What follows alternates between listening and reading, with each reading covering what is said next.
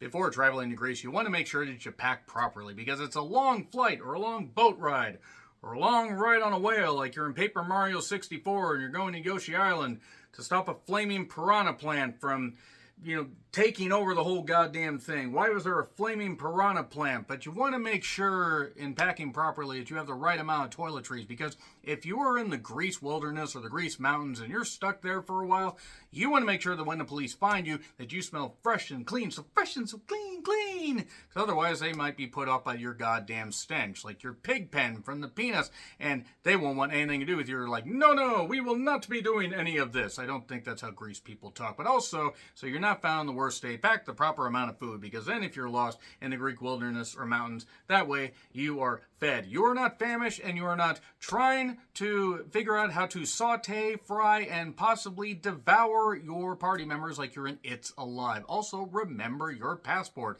because if you don't remember your passport, traveling to another country is a no-no. TSA agents will immediately say, stop, and they won't say collaborate and listen. They will say, you ain't gonna go anywhere. You ain't going to Greece, no country. You going to jail. And why they sound like vindictive, vicious, and vile voodoo queens from the Louisiana swamps, I have no goddamn idea, but man, when you are preparing to go to Greece, you get all that stuff. You can be prepared for everything, but there is no trip to Greece that is complete without Windex, because Windex, as Michael Constantine, may he rest in peace, said, it fixes everything. Oh, God, my hand was hurting, and now it just feels great. Windex really does fix everything.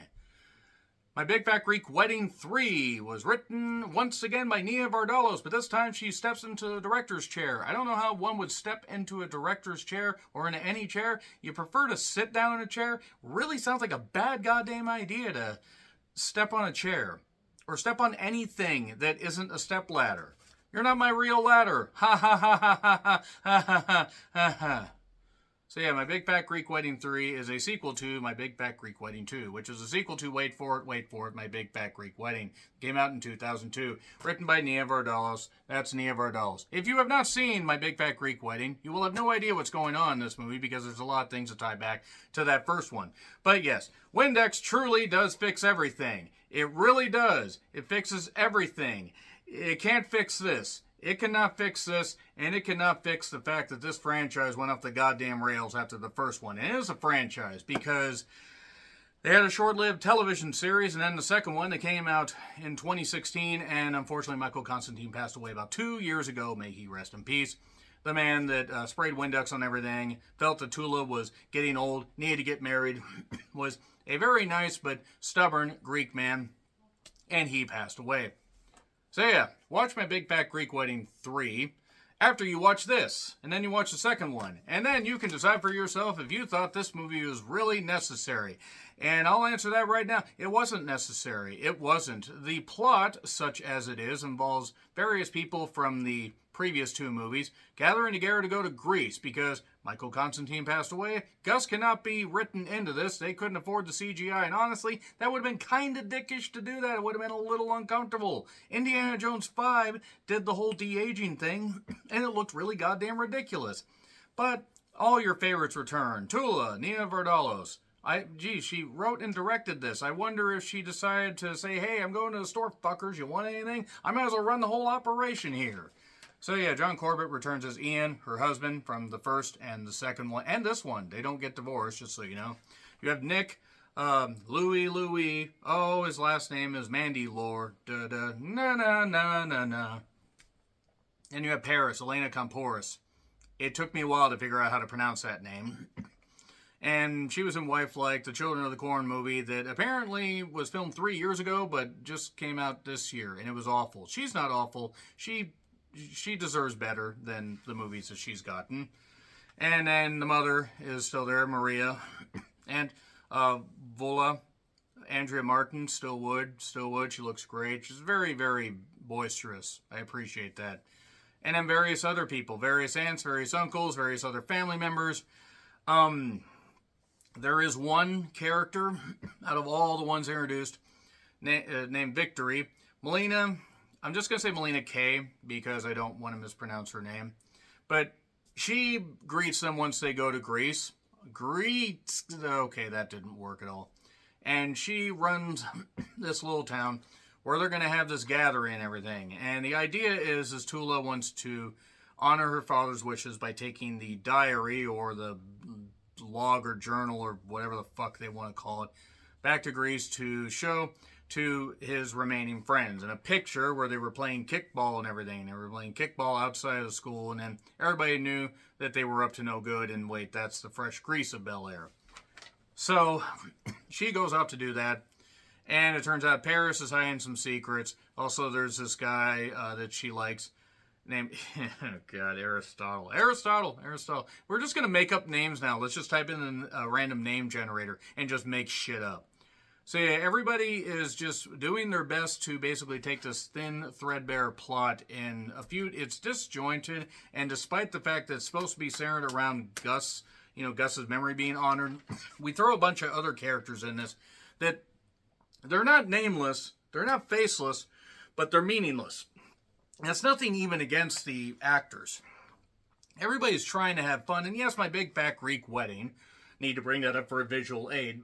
It was never the best goddamn movie. It was basically a sitcom concept put out onto film, but it made $300-something million at the worldwide box office on a $5 million budget. So they were going to milk this goddamn thing, milk the goddamn Greeks dry. That sounded like less of a euphemism in my head, but let's just move on from that. The second one really was more of the same. They tried to advance the story, and by that they ended up going backwards, and that's actually a miracle. This one tries to go a few different directions and never goes anywhere. Now, it has beautiful locations. The Greek locations are pretty. I would love to have seen more of the landmarks. And again, Victory. Melina, she was great. I'd like to see her in more stuff. She had great comedic timing. She was really trying to make this work.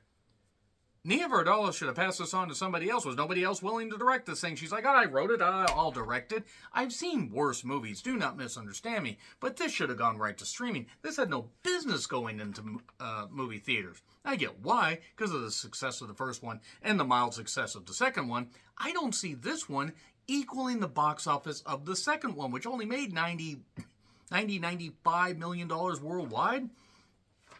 And yeah, she travels to Greece, she does all this stuff, and then it's about family and love and loss and all that and everything. And that's endearing and it's fine, but the thing is, it doesn't go anywhere. And this is all shit that you've seen in the first one, seen done badly in the second one. And I hate to say it, this is much more like the second one than it was the first one. You can never recapture that magic. And everybody tries, and there's a bit of endearment. But there's a subplot with this couple getting married, and okay, I get the idea that maybe we're trying to push it where, oh, look, they found love. Maybe you guys can find love. I'm sorry, but just this wasn't good. This was not good at all. I sat there. There was, I don't know, maybe 15 people in the theater I was in, and no amount of goddamn Windex was going to fix this damn thing. No amount of Windex. No, I am not sponsored by Windex. Why the hell would I be sponsored by Windex? But yeah, they should have sprayed Windex on this goddamn screenplay, cleaned it off, and wrote something else, because it ended up not being very good. The spoilers will start here in about 30 seconds, but there's not much to go on, because the sight gags don't work, the humor falls flat again. Melina as Victory, she's fine. In fact, I'd like to see her in more stuff. She'd be great in horror movies and other stuff. I wonder what else she's been in. I need to check out more of her work. Everybody else is just a bland character that doesn't mean anything. And there's no point to this. 3, 2, 1, and spoilers. So yeah, people just go off on random trips and just go off on stuff, and people are just, bing, they're in a boat, or bing, they're over here talking to this one guy by a beach house, or bing, they're over here trying to find this stuff, or let's contact Nikki and Joey Fatone, who is still in this, believe it or not. And let's just do all this crazy stuff, and let's have these convenient subplots and everything wrapped up where basically the guys end up moving away. Victory has basically lied about the fact that she, had all the family members contacted, but there's also this thing with this one couple that find love, and also there's this random person that seemingly is stalking Tula and her family. It turns out to be her brother. There's a little funny thing where she's like, this handsome man's hitting on me. I'm your brother. Oh. Incest. It's gross. Anyway, so basically the idea of this is, one of the brothers brought the ashes over and wanted to do something to honor the dad's wishes, make him into a tree, so he could grow into a tree and take half the ashes back home. You could have just taken some of the ashes and put them in something and whatever. But nevertheless, whatever. The mother's also having memory issues that is reflected on in the early going. And that's terrible. You don't want to see any family member anybody that you love going through that shit. And that pretty much, I think, is where we're sealing the whole goddamn thing of this being the last movie. But none of this works. It doesn't feel organic. It doesn't feel like anything more than a series of gags where this will be funny. Also, Paris is she's partied too much and she's gonna flunk out of college possibly. And she tells us, Aristotle, please, I need to find my own way. And then they end up getting together because of course they end up getting together, even though she blew him off and ghosted him after a date. And there you go.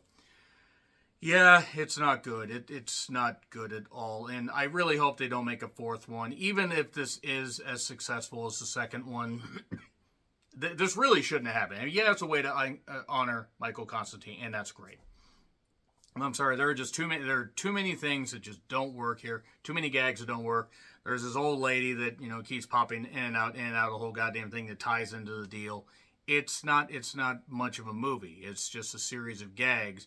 And eventually just ends up reminding you that the first My Big Fat Greek Wedding was a phenomenon. Phenomenon. Yeah, it's just, yeah, there's a wedding, yeah, there's a celebration, yeah, family gets together, the family friends and all that, and it's all good, and there's nothing wrong with being syrupy sweet, but it feels hollow and soulless and just pointless. Best way to describe it. Yeah, I'm sorry, this gets an F. Despite Melina actually being, pretty good as Victory and a couple other, halfway okay gags, this gets an F. This was pretty goddamn rotten. So anyway, let me know your thoughts in the comments. Like, share, subscribe, Twitter handle in the description. I'm John Rentlin. I'll see you soon.